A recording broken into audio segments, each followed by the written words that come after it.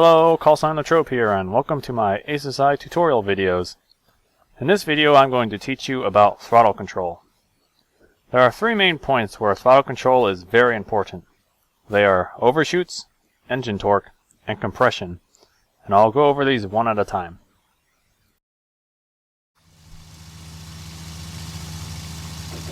The first is the most obvious of situations, compression. When in a dive, you build up speed, and once you get fast enough, you will start compressing, making pulling out of the dive very difficult. The first thing you should be doing in this situation is pulling your throttle back. In this clip, I chase a 190 D9 into a dive from about 15,000 feet. He knows my 109 compresses at around 450 to 500 miles per hour, but so do I. I keep an eye on my airspeed, and when it starts getting up to 450 miles per hour, I pull my throttle back. This keeps me from picking up speed quickly and prevents me from entering compressibility. As we start leveling off more, I start applying some throttle again in order to keep as much speed as I can so I can follow the 190 into a climb if he does so. I'm mindful of the fact that I am very close to compression, so I use my throttle carefully until we get nearly level, and then I can go full throttle again. I'll play the clip again so you can hear my throttle work more clearly.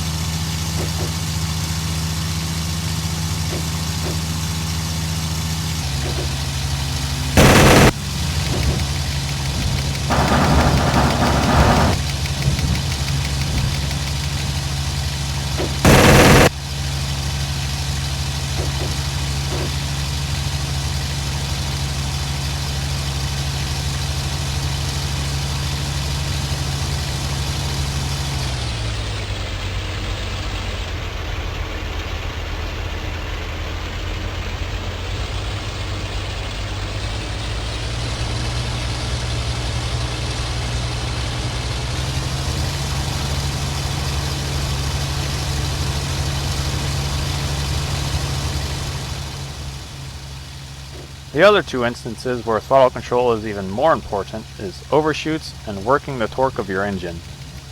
Good throttle control can help force or prevent an overshoot. In this clip, I get behind a 198.5. He makes a hard turn into me, trying to force me to overshoot. I see this coming and pull my throttle back. This helps to keep me from gaining too much speed, and I'm able to stay behind him. Had I stayed full throttle, there is a good chance I would have built up a little too much speed, overshot the 190, and he could reverse into me and shoot me down. Here's that clip one more time so you can hear my throttle control.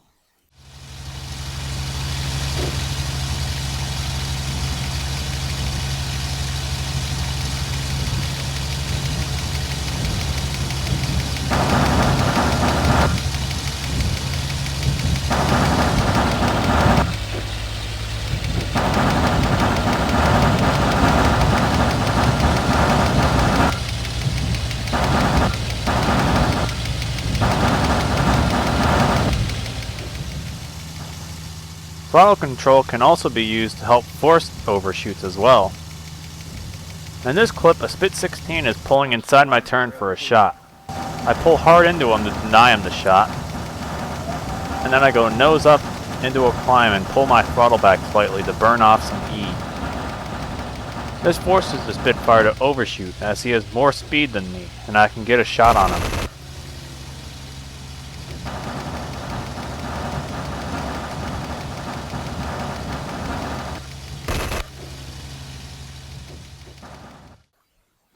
Had I stayed full throttle, what would probably have happened is my speed would have kept me out in front of the Spitfire, and he would have stayed inside my turn and shot me down.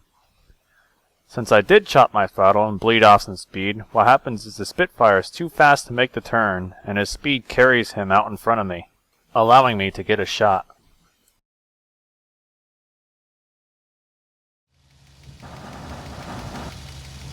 A few moments later, the 190 tries for a shot on me, and I pull the same move. Pull up into him, deny the shot, nose up and cut my throttle, and he overshoots.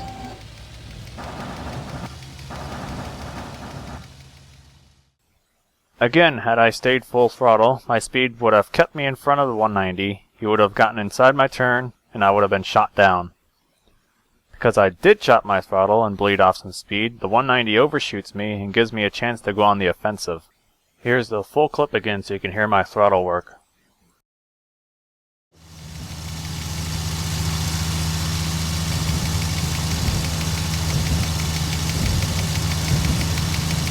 Now some lengths are up too.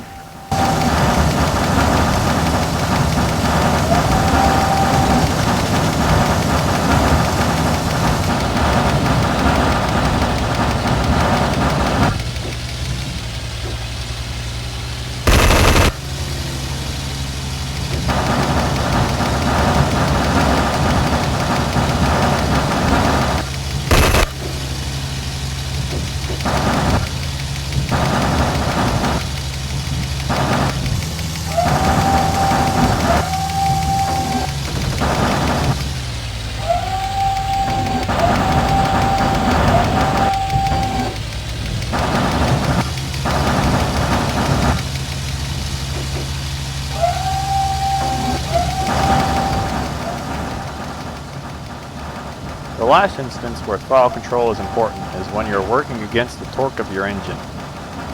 In this clip, I'm pulling up and into an FM2. At the top of the loop, I stay full throttle and use the torque of my engine to help roll my plane. Then I can see the FM2 is going to be passing behind me from left to right. I want to roll right and into him, but at these speeds, the torque of my engine is going to make it very difficult, if not impossible.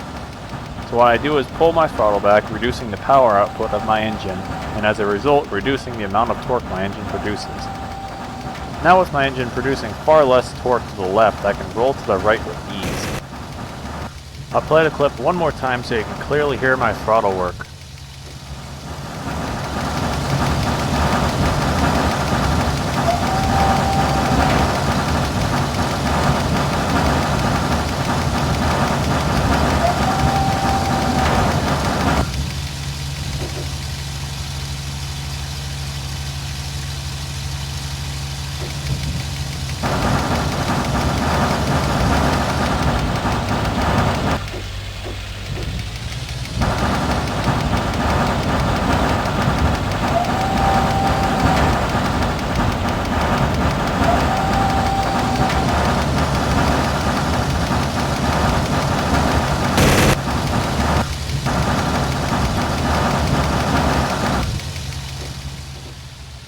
This last clip shows just how throttle control to work the torque of your engine and force overshoots can turn the tide of a fight.